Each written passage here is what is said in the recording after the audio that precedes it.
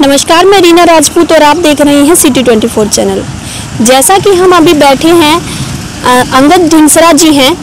ये जो हैं एक बहुत बड़े समाज सेवी भी रहे हैं। पिछले प्लान में इन्होंने निर्दलीय उम्मीदवार भी ये रहे थे एमएलए पद के, और अभी जो ये हैं किस काम में लगे हुए हैं, इनसे आज हम थोड़ी सी वार्तालाप करेंगे इस विषय में। तो सबसे पहले तो सर स्वागत है आपका हमारे सिटी 24। नमस्कार नमस्कार, और आपका धन्यवाद, आपने कीमती समय निकाल कर यहाँ पहुँचे। और सबसे पहले तो मैं सभी देशवासियों को न्यूज़ सिटी चैनल के थ्रू सभी देशवासियों को दीपावली की हार्दिक शुभकामनाएं देता हूं, और परमात्मा से दुआ करता हूं कि ये जो महामारी अपनी चली हुई है इससे जल्दी ही हमें मुक्ति मिले। और एक मेरा निवेदन भी है सभी देशवासियों से, जो हमारे गांव के अंदर मनसागर का धाम है, जिसमें हर साल दीपावली और होली के त्यौहार पे बहुत अच्छा मेला लगता है। तो इस बार इस कोरोना जैसी महामारी की वजह से और सरकार ने उस पे बैन लगाया हुआ है, तो इसलिए मेरे सभी श्रद्धालुओं से आपके माध्यम से ये निवेदन भी है कि वो आपके चैनल के माध्यम से बाबा मनसागर के दर्शन कर सकते हैं, लेकिन वहाँ न आए, क्योंकि वो वहाँ आएंगे और सरकार ने वहाँ बैन लगा रखा है। तो उन श्रद्धालुओं से भी मेरा निवेदन है कि वो घर बैठे ही आपके चैनल के माध्यम से वो बाबा मनसागर के और बजरंगबली के दर्शन करें, यही मेरा निवेदन है। सर, अगर मैं बात करूं पिछले प्लान की, जिसमें आपने विधायक पद की दावेदारी पेश की थी, तो क्या वजह रही, आपको कहां से कमी लगी कि जहां से थोड़ा सा आप पिछड़ गए? उसके कई कारण होते हैं कि आम जनता की धारणा ये होती है कि जो पहले एमएलए रह चुके हैं या उनका परिवार एक एमएलए रह चुका है, वो ही जीत पाते हैं। तो मेरी तो वो एक शुरुआत थी, और शुरुआत इसलिए थी कि हम आम आदमी भी चुनाव लड़ सकते हैं। और राजनीति में आना, लोग डरते हैं राजनीति में आने से कि राजनीति में आना बुरी बात है, जबकि मैंने एक मिसाल पैदा करने के लिए चुनाव में उतरा हूँ, आगे भी लड़ता रहूँगा, ताकि लोगों को लगे कि आम आदमी भी चुनाव लड़ सकता है, सभ्य आदमी भी चुनाव लड़ सकता है। और मैं तो कहता हूँ कि आम आदमी को राजनीति में आना चाहिए, क्योंकि पूरे देश का ढांचा राजनीति पे टिका हुआ है।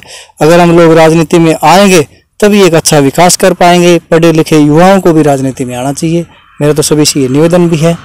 तो इसलिए शुरुआत थी, तो कुछ कमियां भी रही, और अगले चुनाव में उन कमियों को भी दूर किया जाएगा, वो भी तैयारियां चल रही है। बात करूं मैं, जैसे अभी आपने एक नशा मुक्ति अभियान भी शुरू किया था जो अभी चल रहा है, तो उसके बारे में हमारे दर्शकों को थोड़ा सा बताइए।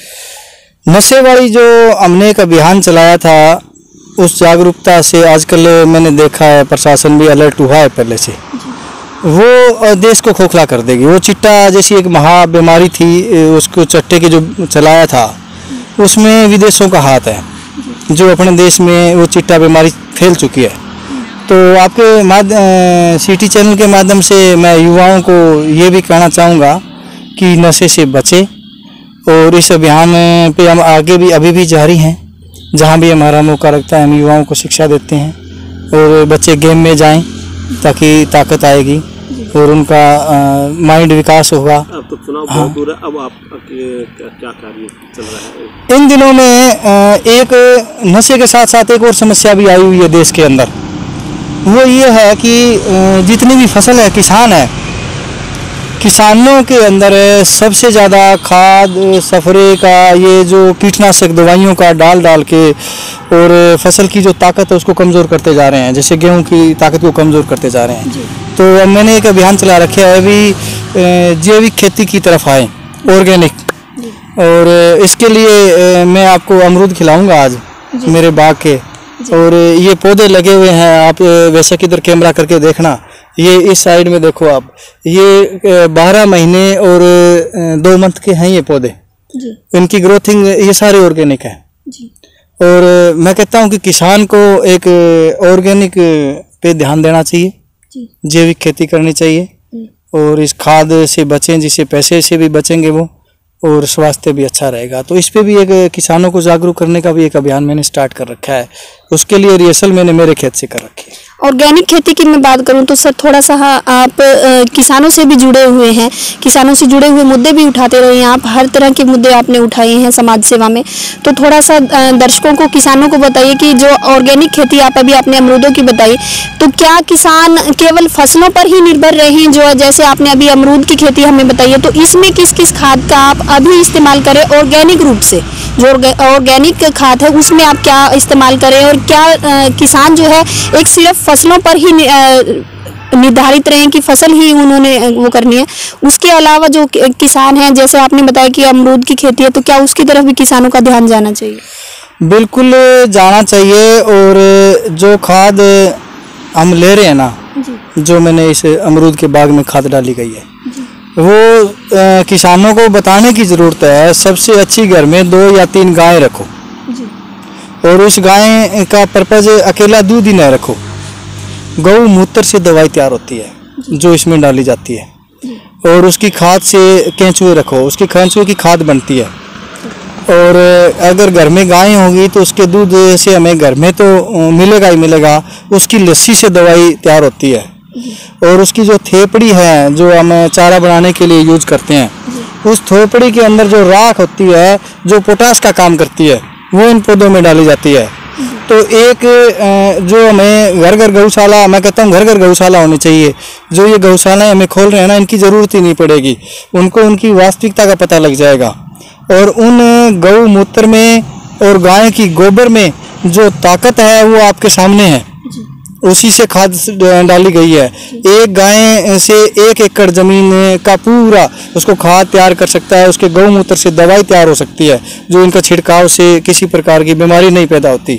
और एक डीकम्पोजर आती है, 20 रुपए का एक डीकम्पोजर आता है, उसके अंदर गुड़ के अंदर एक दवाई तैयार की जाती है, जिसको पौधे में डालने से और ज़मीन के अंदर नेचुरल केंचुए पैदा हो जाते हैं। और उन केंचुओं से इन पौधों की ग्रोथिंग का डबल कारण वो भी रहा। और नेचुरल मिठास जो प्रकृति है ना, उसके साथ हमें छेड़छाड़ नहीं करनी चाहिए, उस प्रकृति के नेचुरल मिठास मिलेगा। तो मैं कहता हूँ कि आप उस खेती से हटके इस तरह की बागवानी की तरफ भी जाएं।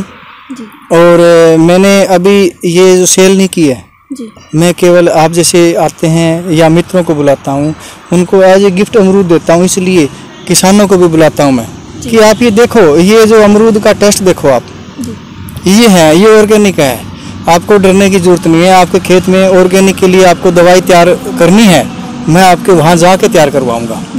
और उनको उदाहरण के तौर पर मैंने ये तैयार भी कर रखा है, मॉडल तैयार कर रखा है।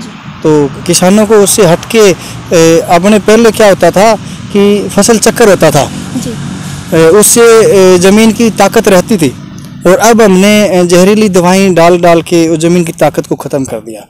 तो इस तरह की खेतियों में आना चाहिए, बागवानी की तरफ बढ़ना चाहिए, अपने एक रेट रखने चाहिए। मैं कहता हूँ कि किसान का अपना रेट होना चाहिए, हमें किसी के आश्रित रहने की ज़रूरत नहीं है। हमारे प्रोडक्ट में क्वालिटी होनी चाहिए। मैं कहता हूँ मेरा अमरूद मैं 100 रुपये किलो बेचूँगा, लेंगे लोग, क्यों नहीं लेंगे? इसमें क्वालिटी डाल रखी है मैंने, अपनी क्वालिटी रखो। मेरी गाय का घी मैं 1500 रुपये किलो सेल करता हूँ, और जितना बनता है उससे ज़्यादा की बुकिंग रहती है, लेकिन उसमें क्वालिटी है। गाय को जो चारा दिया जा रहा है वो सारा ऑर्गेनिक है, मैं खल उसमें डालता ही नहीं, चने डालता हूँ, सोयाबीन डालता हूँ, तो उसकी अलग क्वालिटी है। अब चुकंदर बीज रखे मैंने, वो डालता हूँ, और उसको मैं खिलाता हूँ, अपने गाजर खिलाता हूँ, अपनी एक क्वालिटी है। तो अपने आप आएंगे, डिमांड अपने आप बढ़ जाएगी। अपनी खुद की क्वालिटी है, हमें किसी के पीछे नहीं भागना, हम अपने आप में इतने सशक्त हो जाना है कि कस्टमर अपने पास आएंगे। अपने मेरे पास घी गुड़गांव भी जाता है, दिल्ली भी जाता है। परसों मेरे पास मध्य प्रदेश से फ़ोन आया हुआ था, मैंने उसके घी की 5 किलो घी की बुकिंग की है, उसने पैसे डाल रखे हैं। मैं कहता हूँ कि आपको 10 दिन वेट करना पड़ेगा। तो अपनी क्वालिटी किसान खुद बनाएं, गायें पालें घर में, सबसे ज़्यादा गायें ज़रूरी है। एक अंगद जी, सरकार द्वारा जो 3 अध्यादेश लाए गए हैं, तो उस पर आप उसको कितना सही मानते हैं किसानों के लिए, कि वो कितने सही हैं? वो उसको मैं सही नहीं कह सकता जी। किसान के ऊपर लीडर राजनीति कर रहे हैं जी। ये बीजेपी जब विपक्ष में थी जी, तब ये किसान के साथ थी। आज कांग्रेस विपक्ष में है तो किसान के साथ होगी। इनका पर जो असली किसान है उसको तो बेचारे को पता ही नहीं है। इन्होंने एक अपना राजनीति मुद्दा बना लिया। जब ये विपक्ष में होते हैं तो कोई भी मुद्दा मिल जाए उस पर लड़ना स्टार्ट हो जाते हैं। मैं ये बिल्कुल किसानों के हक में कोई राजनीति पार्टियां नहीं आती।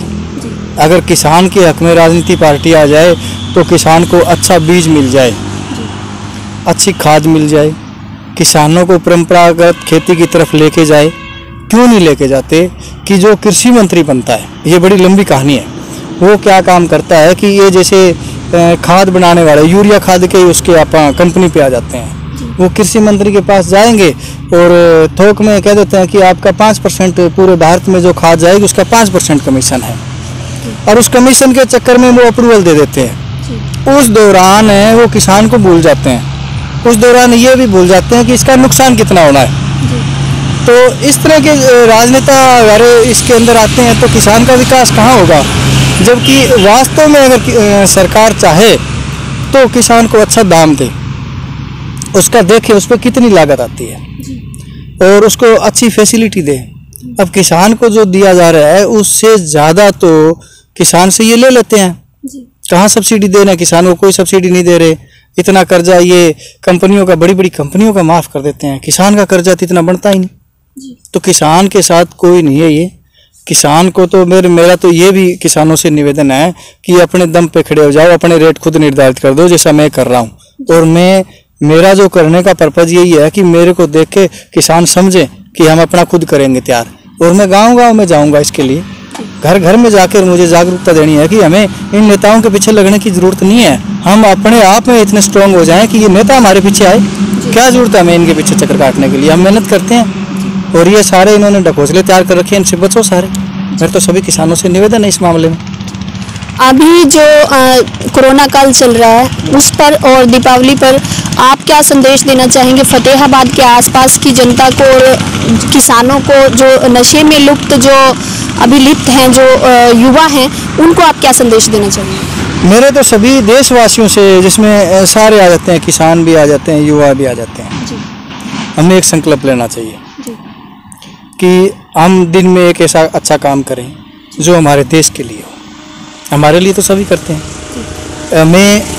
हम एक IAS बन सकते हैं, हम एक नेता बन सकते हैं, तो हमें एक संकल्प लेना चाहिए कि हमें एक इंसान बनना है। और इंसान बनने के लिए हमें एक जागरूक अभियान चलाना चाहिए कि नशा हमारे पड़ोस में कोई बेचता हो, नशा हमारे आसपास में कोई खाता हो, तो हमें ये नहीं सोचना चाहिए कि ये बेटा हमारा नहीं है, ये बेटी हमारी नहीं है। हमें ये सोचना है कि ये बच्चा हमारा है, हमारे देश का है। इसको हम ये शिक्षा दें ताकि इस संकट से ये बाहर निकले। और ये नशे का कारण और इस तरह की बीमारियों का कारण तो इम्यूनिटी कमज़ोर हो रही है। और कमज़ोर क्यों हो रही है कि खान पान जहरीला हो रहा है। तो मेरा तो सभी से निवेदन, किसानों से भी निवेदन है कि हमें जहरीली वस्तुएं न बनाएं ताकि हमें डॉक्टर के पास न जाना पड़े। ऐसी बीमारियों से तो हमारा शरीर अपने आप लड़ पड़ेगा, हमें ज़रूरत नहीं है। तो ये थे हमारे साथ फतेहाबाद के अंगद ढींगसरा जी, जो समाज सेवी हैं, निर्दलीय उम्मीदवार भी रह चुके हैं। तो इनसे हमने वार्तालाप की और आप बने रहिए CT24 चैनल के साथ। मैं हूँ रीना राजपूत।